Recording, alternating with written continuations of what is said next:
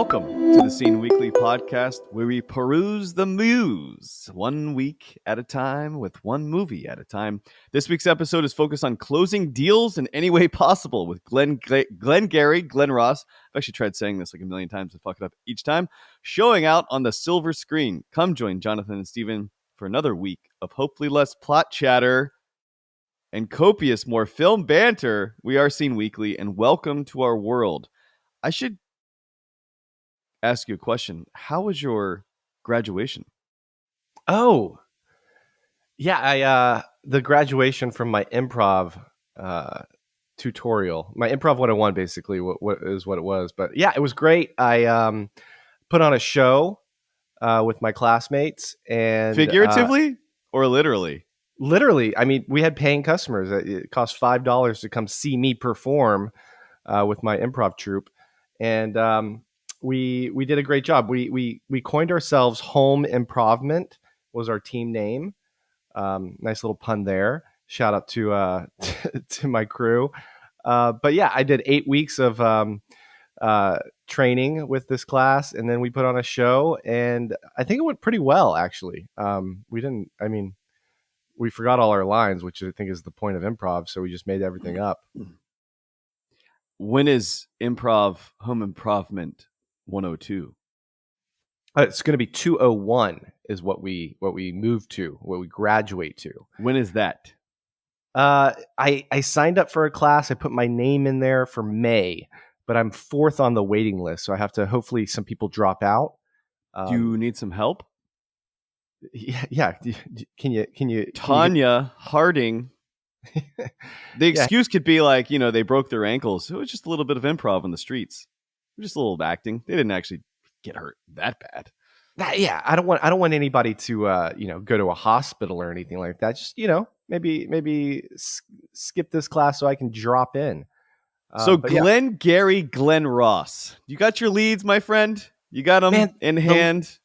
The leads are weak, Jonathan. The leads are weak. Do you think to be able to sell something, you need a lead?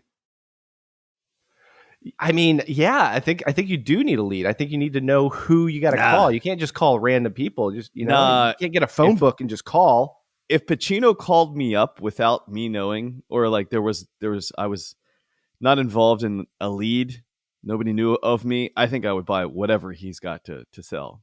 And by the way, I just want to add, what color is yours? We're both colorblind. Is this blue on blue? I think we're doing blue on blue. Yeah. Didn't plan this, but you know what I did plan? Have you ever seen me wear this on this podcast ever? Maybe episode 4. I think episode 4 you were wearing it.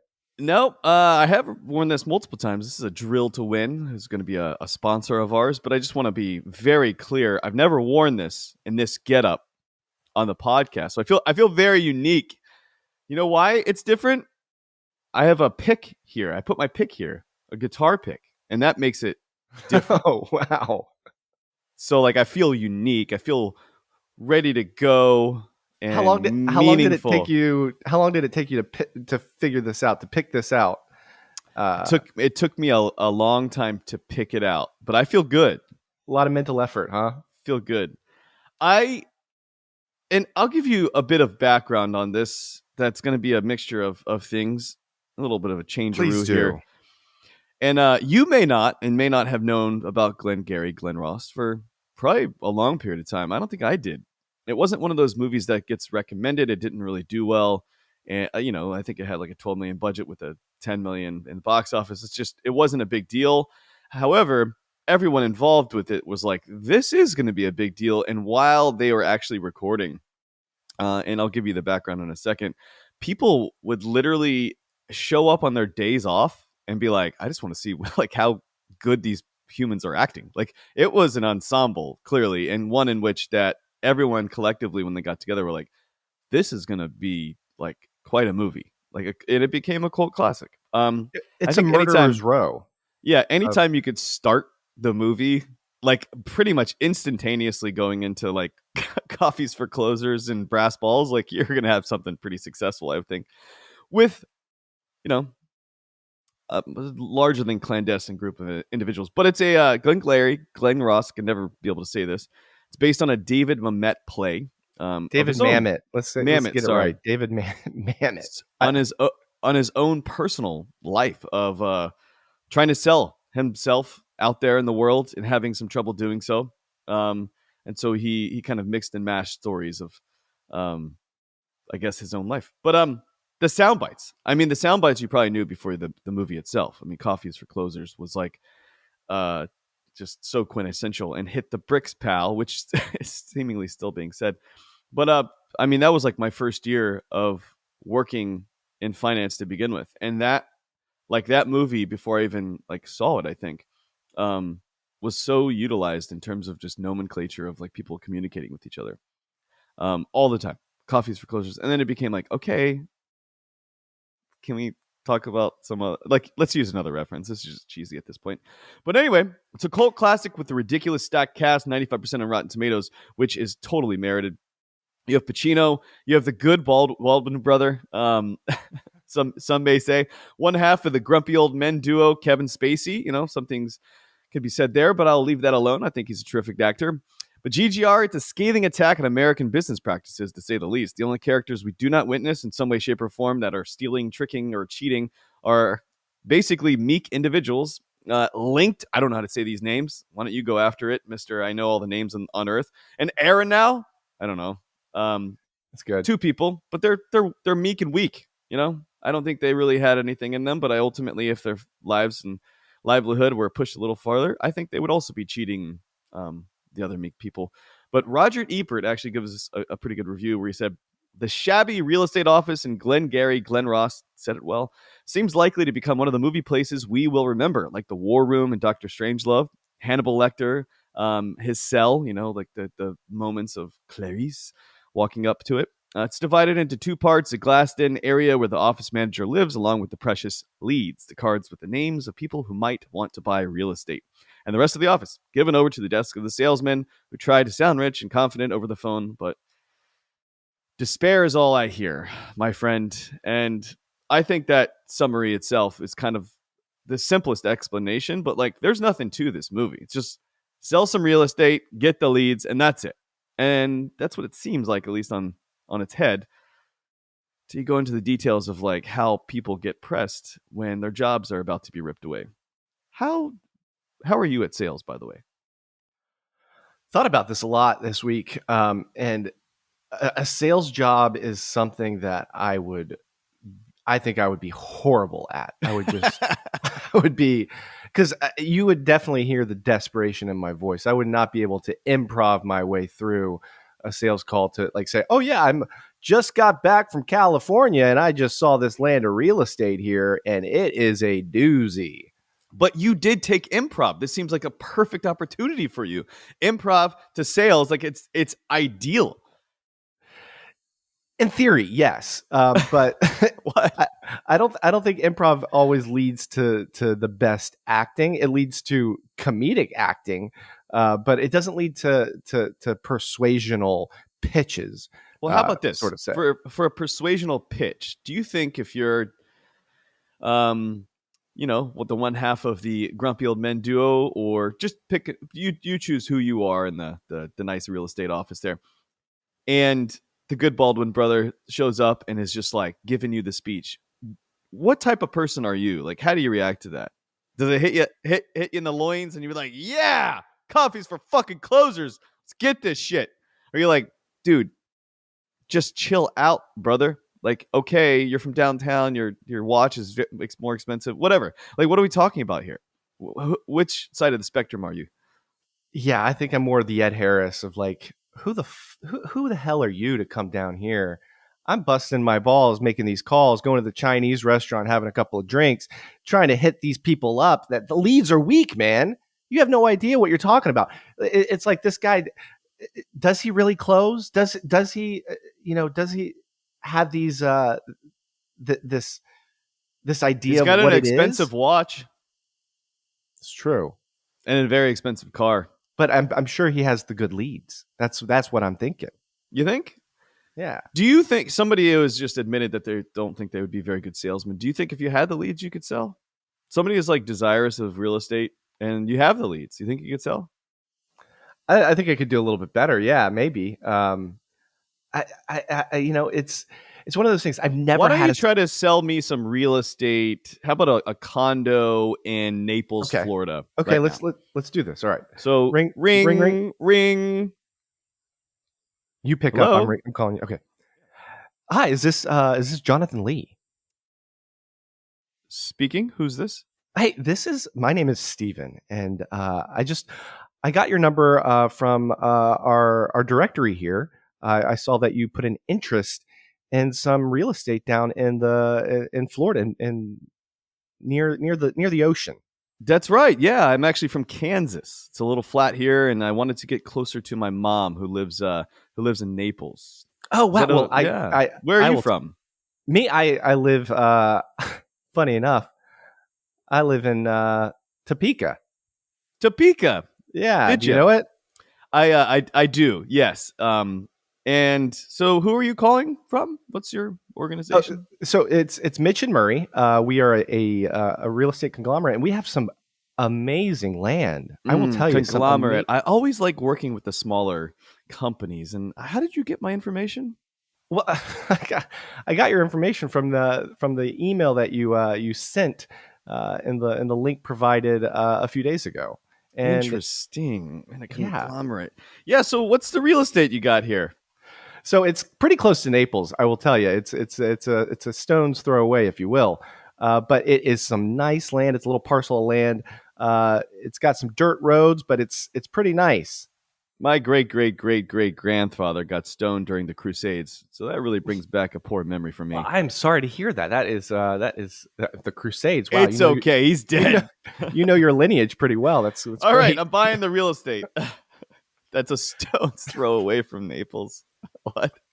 I'm telling you, I'm horrible. Let's have you do it, okay? No, no, it's one is done. So the cast, Jack Lemmon, I mean, is just everyone in this cast is perfect. Like literally everyone. Like how I don't think I can actually take somebody out, put another human being in, and think it would be a better movie. Yeah, no, it's perfect. Putting Jack Lemmon as this sad sack of a salesman who used to be good. He's the machine, right? Yeah, yeah. He had his heyday, but he's been on a bad streak. You know what's And funny? what's I'm that? sorry. Sorry. There's interchangeable roles here for all of. I don't know if you looked into like the background behind this, but basically, Pacino may or may not have. They didn't know if he was going to actually be in the movie, and so he was always meant to be the true salesman. And then things started alternating where the good Baldwin brother was basically going to shift over to his role, and then he shifted back, and then he basically started playing with the guy from downtown. And the second, I guess he was just testing out the waters, if you will, with um, James Foley, the director. Like the first time he saw him in the first like minute or 2 minutes in the brass balls and the coffees for closers, he's like, "What? Like you got to do this." And You then have when to. they were filming, it was pretty much identical to his performance, I guess, the day before. But and then once Pacino came back, it was golden. But Pacino was so funny because I forgot, as just any movie, I forget these roles and who plays what. But like immediately they're like, oh, like our major salesman. I was like, of course it's Pacino.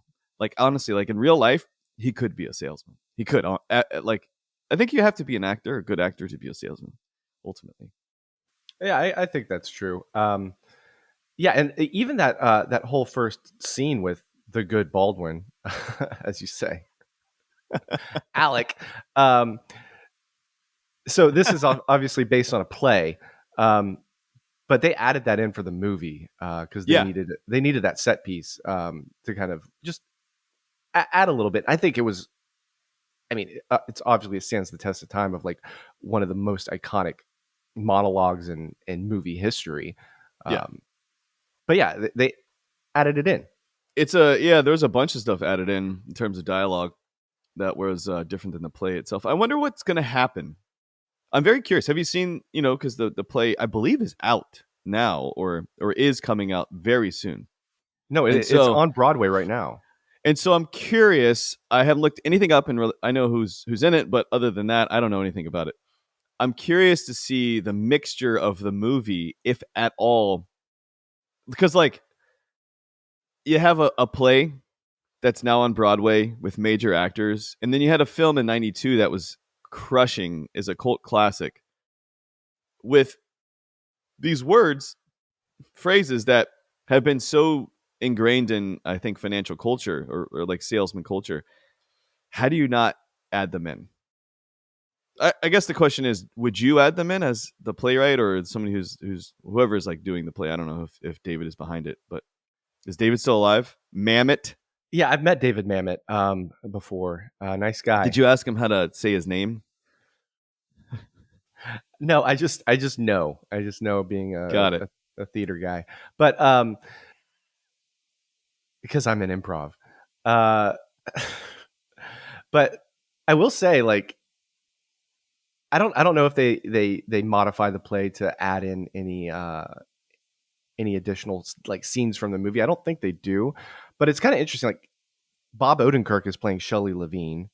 Kieran Culkin, who just won an Oscar, is Richard Roma, which is Al Pacino's character.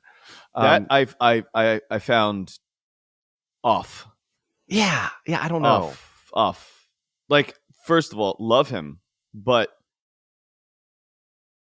I want to see it. Actually want to go to Broadway. I'm going to the city today, but I'd actually really like to see this iteration. But that in particular, I was like, why wouldn't you have like Bill Burr in the Roma role? Do you know what I mean?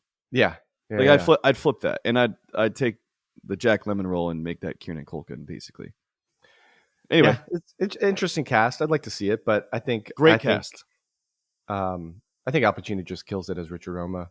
Yeah, He like him and the director apparently like didn't see eye to eye on how like he wanted Richard Roma to be like more aggressive and mean, and Al Pacino's like, no, let me soften this character a little bit. Let me bring him down, and then when I go up, it's gonna be worth it. And I think yeah. that was the right move. Yeah, I mean, you can't just have a guy. I think in the midst of that office, if he were to just be this killer, and highly aggressive person who's like just the number one, I mean, it kind of like kills the character itself to some extent, or at least minimally. I think if you have a soft zone for him, he becomes human, and therefore a better, more well-rounded character. He's terrific. Um, but what a shit situation. And to answer the question I had for myself or for you, yeah, in coaching, like if I have a coach now for running, if if he treated me like coffees for closers, I'd be like, dude, we got a problem. Like, first of all, chill the fuck out. And if you talk to me like that again, we can go on the mats and we can work this out. And I'm gonna choke your ass out, motherfucker. I don't deal well with that. As somebody, Mr. Don, our former coach, didn't really yell at us too much, but there are people that definitely get yelled at. Strangely, a lot of the girls' team did not go over well. I don't think yelling at people goes over too well. It's there's science behind it. But anyway, I find the '90s movies and any movie that has payphones very interesting. Also, do you know the majority of the budget was like spent on rain? I was see. This is one of my questions I was going to ask you. Is this one of your Rain movies? Like, is this a good top tier Rain movie? No, but they spent a lot of money on the rain because like it's just in and like they pay the people to come in to act, and it's in this shitty place. But um, the rain, it's heavy. It's always thick rain. It looks like it's being sprayed out of a hose. But the payphone scenes always get me. I I once, like, when's the last time you used a payphone? Man, I think like in high school. To be honest, we had payphones in high school. So about 10 years ago, I think was the last time I used a payphone. And I can't even quantify. Is this use? I don't know. I tried using it, but somebody, won't say names here, but somebody, one of my friends, gave me a call one fine day. I was very scared that they randomly happened to leave a strip club and randomly got into a car that was not theirs. and felt bad a few miles down the street, and just left it at this gas station. And they wanted me, or there was two people involved, but one is a friend. They wanted me to call the cops and say, "Hi," from a payphone. "Hi, I just got a tip here for you. Somebody left a car there, may have left from a strip club randomly," and then hang up. The problem was I had like 3 quarters, and each time the payphone sank down the quarters and never gave them back, so I couldn't even make the call. So that was my last payphone experience. Seemingly, my friend. Your friend stole a car outside of a strip club? That's right. That's right. Grand Theft Auto here. Yeah. And then felt guilty but felt about bad. it. Yeah, felt bad. They tried to put the keys in the toilet and flush, and then it didn't flush, and they just left them in the toilet. And I'm like, wait, how dumb are you? Drunk. Probably dumb too, but drunk. Just never a good decision. I don't know how I got involved. I don't want to be involved, clearly. But anyway, I tried my best. And it took me 20 minutes to find a payphone. There aren't many payphones in the city. Did you have quarters on you? Did you have a quarter? No, I went to get 3 quarters, assuming like it was a long distance call. You could pinpoint exactly my 10 years ago. Where was all of my friends group at a strip club? Anyway, weird situation. But I do remember the times of like putting in like the dimes just to keep on the call. But anyway, payphones. Big fan of payphones. I do miss seeing them. If you're ever in the if you're dealing with like bad drug dealers, you could always meet them in like a payphone area. Now you don't have that. Where do you meet bad drug dealers these days? You know? Yeah, I don't know. San Francisco. San Francisco. Anyway, don't know where we're going with this, but the rain effects was the single largest cost in the movie, and I don't think they were very good. Yeah, I like the rain in this movie, but I think they spent the money pretty well on that. Are you only happy when it rains?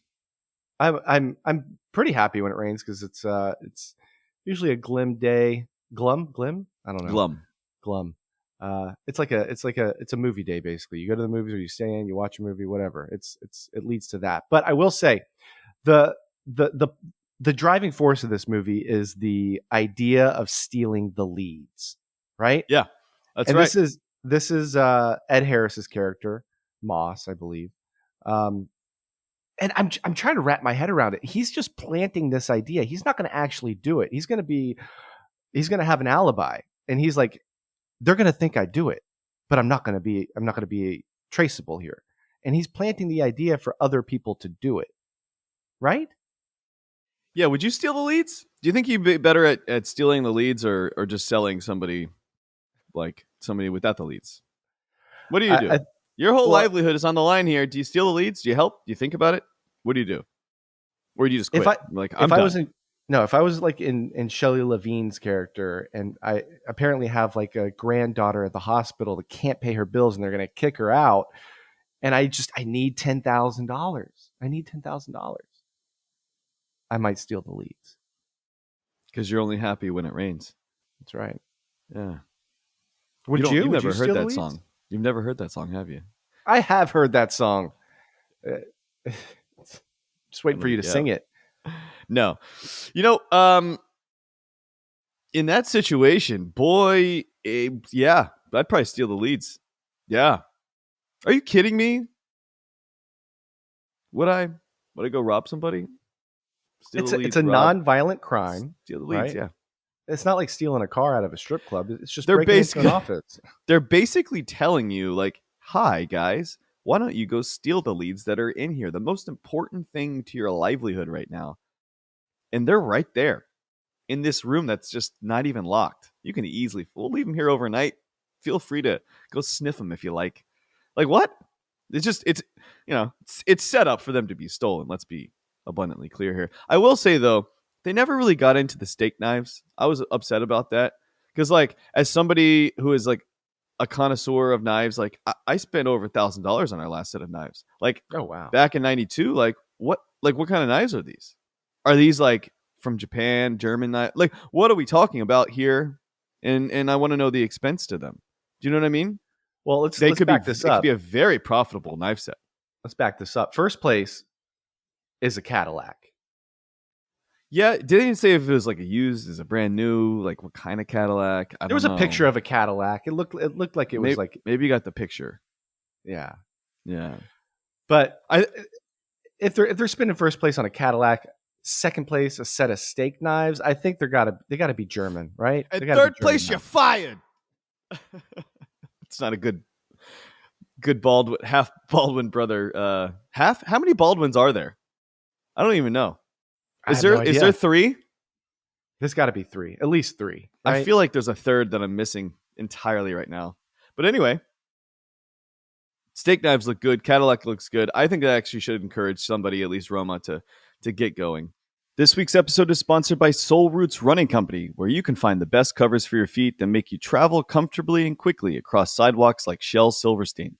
Soul Roots offers all varieties of running shoes, clothes, and accessories. And for 10% off, please use the code SCENE, SCENE, at checkout. And any order over $180 is free to ship anywhere in the continental United States. Head over to shop.soulrootsracing.com and fill up your cart for 10% off with the code SCENE.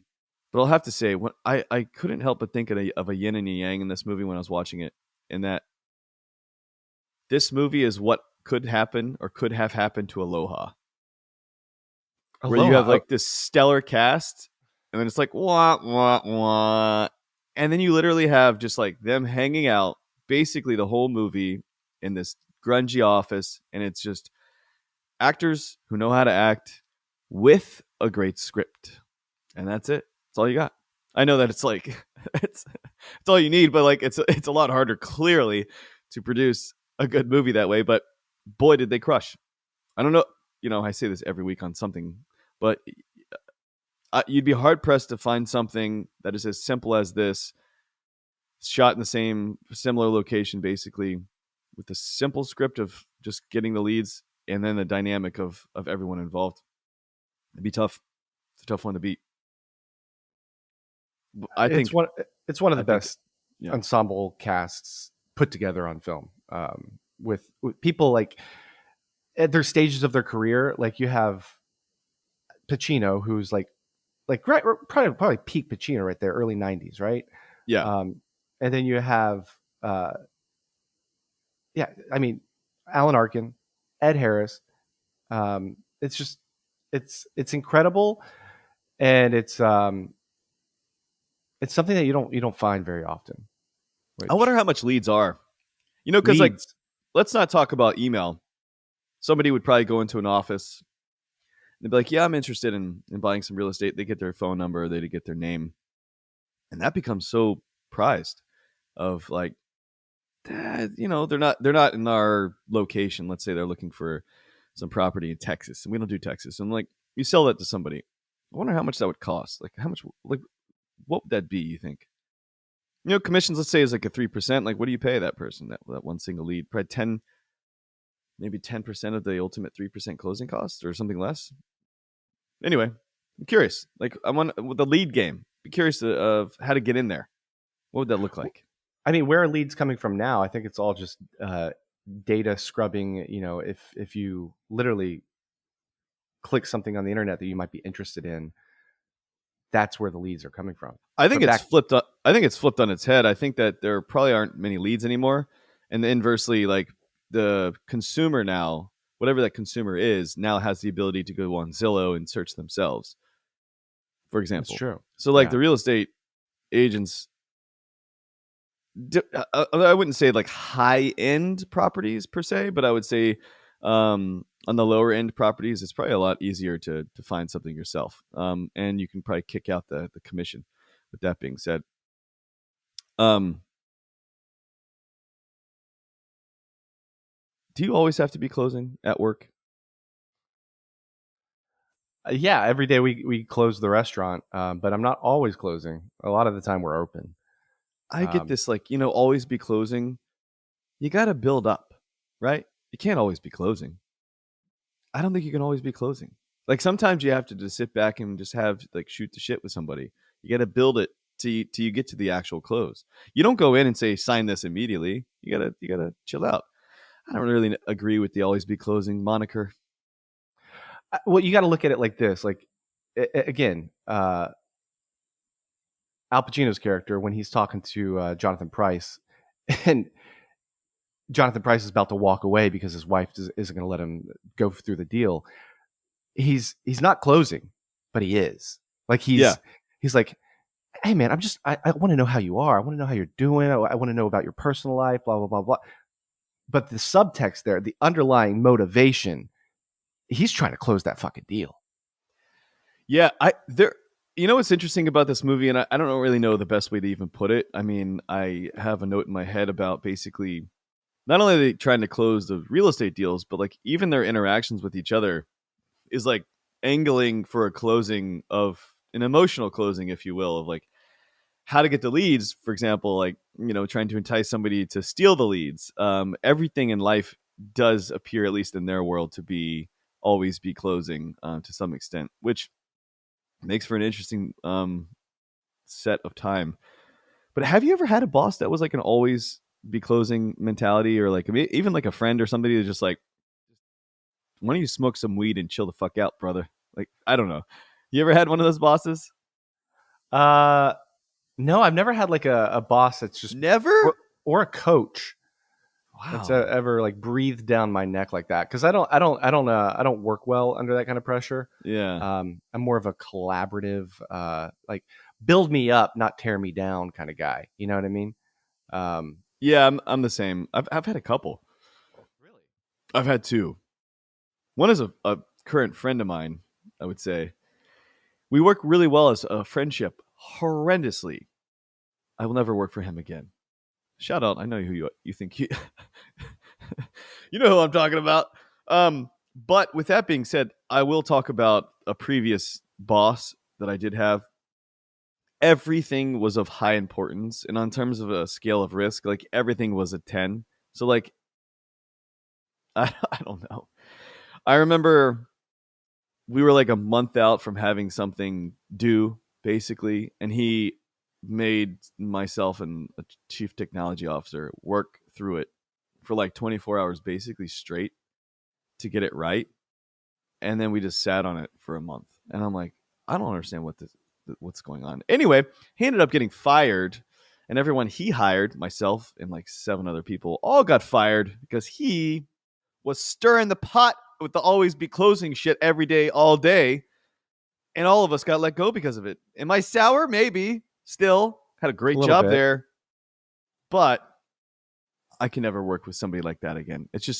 You have to understand risk. And I think ultimately you're not going to do well. I think, Steve Magnus talks about this a lot, as well as Alex Hutchinson and Endure, the book. But basically, that mentality on the football field, pushing your players like you can't drink water, you know, at like halftime, or like just in practice, it's 103 degrees with pads on. Like, you can't drink water; it makes you weak. That type of mentality. Yeah, yeah. And this kid died in Texas, and the coach wasn't held responsible, but like, went to court and things. This has happened multiple times, but that mentality, I think, is shifting, and hopefully it is. But I would say the coffees for closers mentality. Maybe it works with people that are on the back burner of their lives, like, or not the back burner, but like have somebody in the hospital that's close to them and they have to get this money. But yeah, it wouldn't work well with me, and I don't work well under it either. And you know what I would do? I would say fuck a lot in that environment. And you know what they did? 138 times they uttered fuck or its derivatives. Did you know that?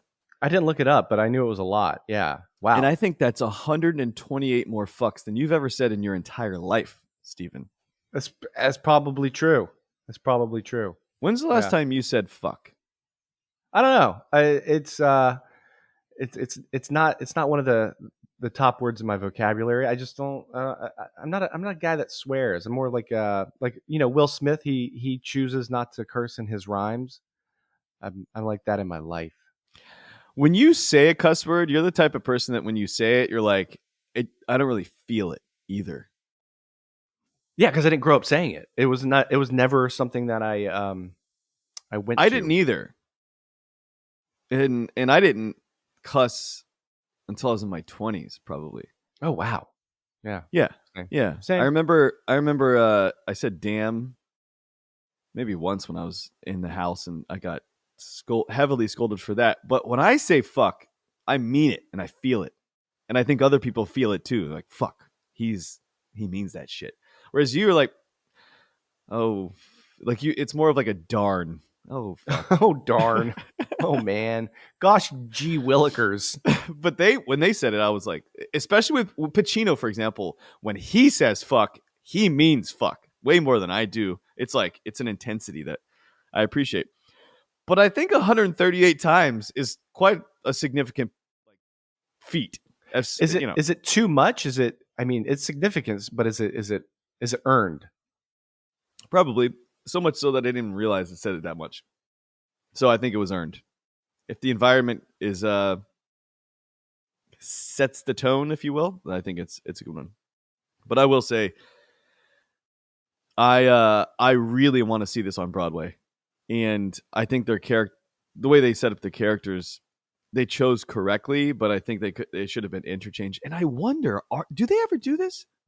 Because they did that. By the way, do you know that the cast from the '92 movie, they got back together? I don't know where it was, but they actually switched roles. Where like Pacino became like like Jack Lemmon, and like they switched roles, but it wasn't for a movie or a play. It was just like this quick 10-minute breakdown. It wasn't like publicized like very heavily, but like they I would love roles. to see that. Me too, right? Yeah. It'd be sick. But I'm very curious if on Broadway that actually happens, because I think that'd be a really cool selling point and very difficult, mind you. Every night, mix it up. It'd be very difficult for the actors, clearly, but one in which I think you could do that and pull it off, because all the dialogue's so intermingled to some extent. They're talking over each other. They're finishing each other's sentences, for example.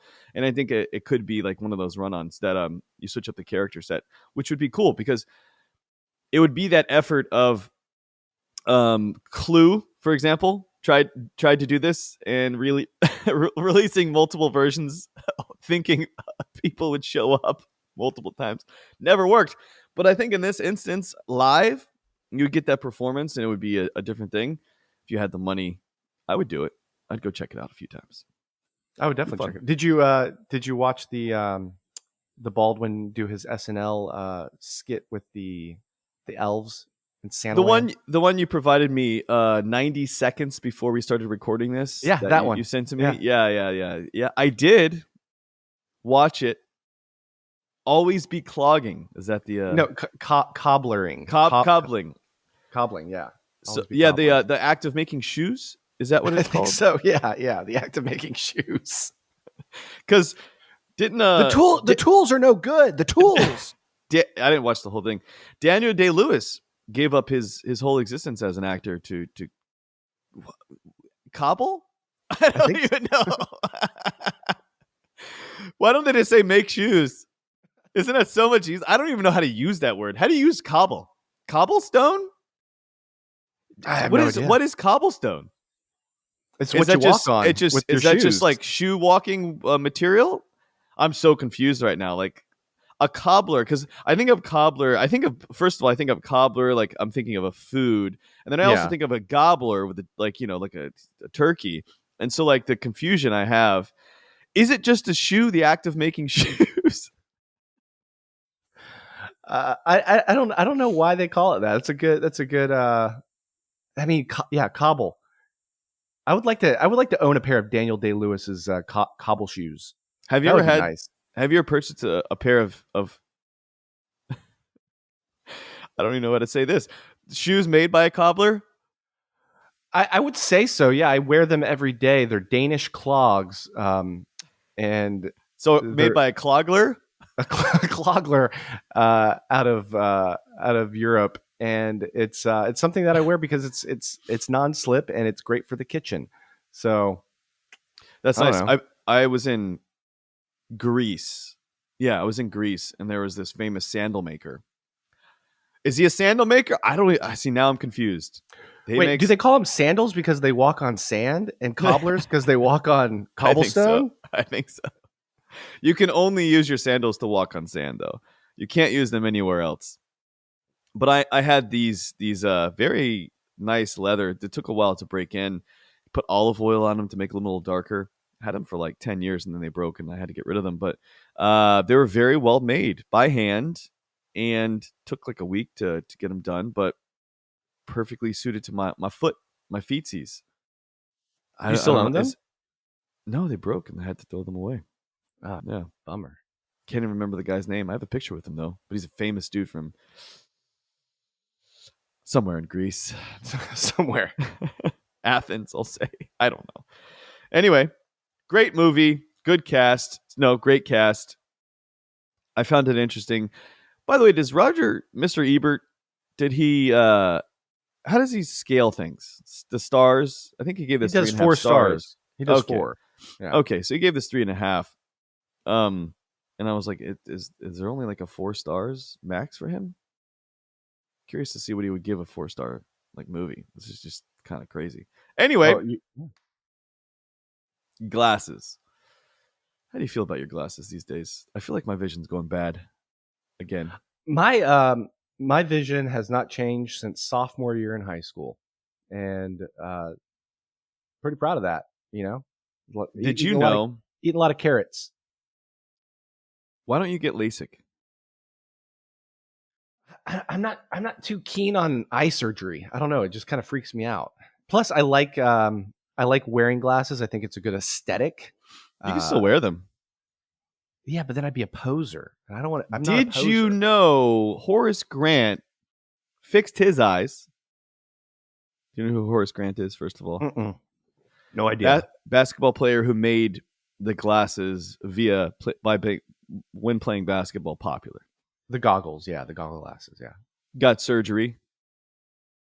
Still wore them after getting surgery. Do you know why? Tell me why. For the kids. The kids that felt bad. You can still look cool and play basketball and wear glasses. Isn't that nice? I love that. Yeah. That is a true king right there. That's amazing. Very sweet. Yeah. I think I read that like last week. Just random tidbit of information that I read last week. I can just completely. So you're saying if I get LASIK surgery, I can still wear my glass for the kids? There you go. You're picking it up. It must be your improv classes. Just picking it up right here. Just wait till 201, man. Just wait. Yeah. To the moon here. So how are we going to rate this? I've got things to do. Yeah, what do you got to do today? You got to be downtown. I got to go. Murray. I got to go to sell some real estate. I think I could actually sell real estate, but I couldn't sell their. No, I couldn't. I couldn't do it if I didn't believe in it. Yeah. Do you think that real estate in Florida was shit? Like, was it like swampland? The leads, you mean? Or no, the other? Yeah. The Glengarry Glen Ross real estate area, I guess. No, the Glengarry Glen Ross are those are the leads though. Those okay, two are the leads. Those are the leads. Yeah. Okay, whatever real estate they're selling down in Florida. They're not good. No, it's not good. None of it's good. No. I mean, by the behavior that these individuals are like, the whole movie, none of them seem to be good people. All of them seem to be bad. So I would say that I'd have to believe that, no, it's not good real estate. Do you like talking to salesmen? Because those people at the end, they bought $82,000 worth of land, but they just like talking to salesmen. No, I'm instantaneously an asshole. Purposefully. Oh, really? Instantly. Yeah, I get off the phone so fast. I'm not one of those that stays on the phone. What about door to door? Like, have you ever had a door to door salesman come to your house? I am instantaneously an asshole. Instantaneously. The only time somebody like, yeah, I don't give a shit. Like, I say the worst things, like the worst acceptable things possible, and immediately. Like, for example,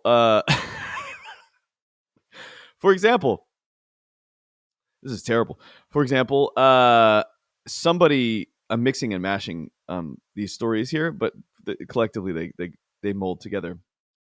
lot of people trying to sell me shit to go on my roof, such as solar panels here. I would Yeah, imagine it's great. It's a great thing, right? horrible. I think it looks You want to ugly as do shit. good for the environment. I think it's ugly as shit. So I don't want them on the house. And so I originally used to say, I think it's ugly. It's ugly as hell. I don't want it. And then it's like, well, we have the new model that actually sits a little. And I'm like, see, you got me talking more than I want to talk. So now I reframed it. There's a lot of iterations of this. So I've gotten my bit down. So now it's, no, I don't want this because my friend sells it. And then he died. Yeah. So they have no retort to that. Yeah, there's nobody yet. Everyone's like, what the fuck, man? Okay. The first person that has a great retort to that, you have to give them a little bit of slice, like a little time. Yeah. You have to see what they say. But I think when I'm saying it, I'm like, this is really horrible. It's not all true.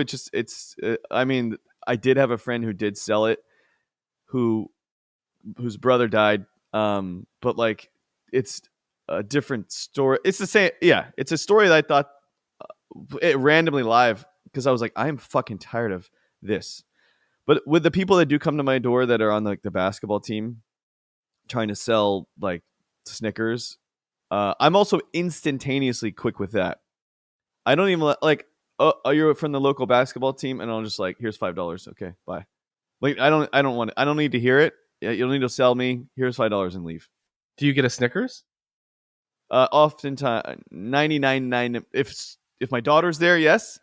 If she is not there, no. I just say fuck off. I don't want the Snickers. I don't know what's in that Snickers. You're just paying them to go away, basically. Just go. Then I give it to my daughter, and she figures it out. Yeah, that's a bad move too. Anyway, yeah, get out of my vicinity. I love when my father-in-law opens the door, though. I love to see that interaction because he basically just speaks Korean, and he doesn't mean it, but he's even ruder than I am. He'll open the door, and he's like, no, I don't own the home, but just like some random shit. I was like, I don't own the home. And they're like, I don't know where to go with this next. Like, I'm confused. What do you mean you don't own the home? They're like, from the local basketball team. He's like, oh, I don't play basketball. They're like, no. So it's like this really, it's always it's always confusing, but watching it's hilarious. So like I don't save the person because I want to see this go down. It's like a bad improv. Like it's really fun to watch. But anyway, I really despise people like selling stuff door to door. My mom, by the way, salesman of the year, bought a Kirby vacuum when I was like 10 from a door to door salesman. That's expensive, right? It's over like $1,000 vacuum. Wow. Do you know how long that motherfucker lasted? I would hope 20 years. The next 30 years. See, that's what I'm talking about. What? From a door to door salesman? Probably the best purchase that she's ever had in her whole life. I mean, that's unreal. Anyway, how do we rate it? What are we going to do? You go first on this. I'd like to hear your sales pitch. Well, Stephen, I was thinking about this, and it's about the best ensemble outside of Aloha that's ever been produced for a single movie. And I think absolutely 100% of the characters and actors crushed in their own single roles. I wouldn't change much at all about it. For whatever it's worth, it doesn't tickle my fancy for a 5-glass movie, so I'm going to have to give it a 4.5. And I know that's probably weird to hear, but in terms of the actual half glass I would take off, or the monocle, is probably due to poor rain. And throughout, I just want to say some shit so people make fun of me online, so that this would be great. Like, he's talking about the rain again, but I really, it wasn't really about the rain. It's just like, I don't know, the directing of the movie could have been better. Framing that could have made me feel better. I think it could have been shot by James a little better. And I think I have to take a half glass off. But otherwise, I would say it's everything else is 5 for me. But it's overall it's a 4.5. I have to give it a 4.5 for me. I'm gonna start giving things less. The 5 is a golden territory, my friend. It's a golden territory. It's for your the best of the best, the cream of the crop.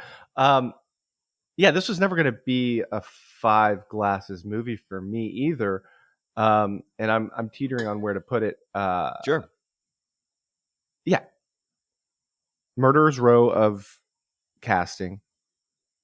I think my favorite performance on this is Jack Lemmon. Just the sad sack that he is, and he thinks he has the upper hand, and then he says something, and it just gives it all away. And now he's desperate again. But he was riding high because he just had this amazing, like his fluctuations of like acting in this and emotion, like Jack Lemmon. Outside of Pacino, everyone on the movie, like everyone said this is their favorite, including the director. Like this is the best film they've ever worked on. Yeah, that's fantastic. Yeah, 4.5 is good for me too. I'm not going to be 5. I don't think I could go down to a 4 because it's just such a joy to watch them chew up this dialogue and just play off of each other. You know, I love the Mamet speak. All of the 138 f bombs that we got in there. I love that there's little to no exposition of like, we don't know Jack Lemmon's daughter. We don't know the situation that's going on. Like we're just thrown into it and we gather the pieces and we figure out what's going on. We don't need this whole like diatribe of what's going on. Yeah, it's a great Mamet play. I wonder, has he done anything else? I haven't heard about him, Mamet, anywhere. But I'm looking forward to the Broadway. I like how it ends too. Just done. Just done. Yeah, just how it started too. Here you go. Here's a little snippet. That's it. That's all you get. That's all you get. Else. Yeah. It's like a play, just like closing the curtains. All right, we're done. Yeah, 4.5 for me.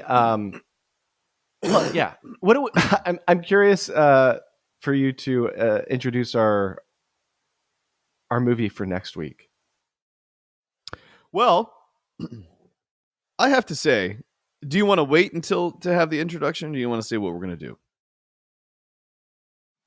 I would just like you to introduce, like, just give us a little sneak peek at. Well, first of all, did we? I mean, because is this your movie or is this the movie that I was recommending we go to next? Because I'm in the midst of watching both.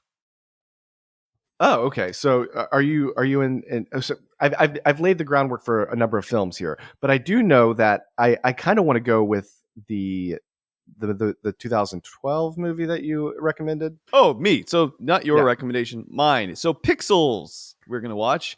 You had no idea what Pixels was. I love this improv by you. I'm going to make this improv. I'm going to make this a forced improv where you say you hadn't heard of it. First of all, find that somebody who has met Adam Sandler before, enjoyed his movies throughout, talked to him even recently, has never heard of Pixels, including the fact that this cast is absolutely stellar and somebody that actually grew up with the time period of the gaming systems being utilized here and referenced. Boy, it's a joy to watch. I mean, in the referential, like, movie for video games here is it's Arcade City. Some may say Arcade Hell, but it's Arcade City for me and a joy to watch. And any motherfucker, I don't know what Rotten Tomatoes says. I bet I looked it up. I think it was something horrendous. You all need to get murdered badly or eaten by a Pac-Man, basically. So we're doing Pixels. It's a joy. Love it. Just a joyful, fun watch. I can't believe you haven't seen. Have you started watching it?